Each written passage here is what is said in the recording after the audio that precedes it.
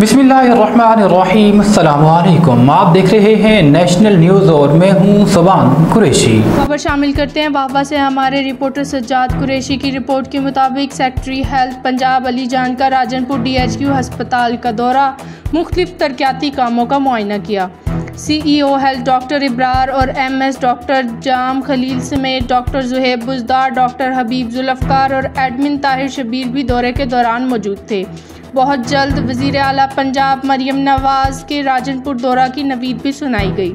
Secretary health Punjab Ali जान ने Rajanpur DHQ अस्पताल के विज़िट के दौरान MS डॉक्टर जाम खलील, डॉक्टर जुहैब बुज़दार, डॉक्टर हबीब जुल्फ़कार पतानी, एडमिन ताहिर शबीर की कारकर्दगी को भी सराहा और उनकी बेहतरीन मैनेजमेंट पर मुबारकबाद दी।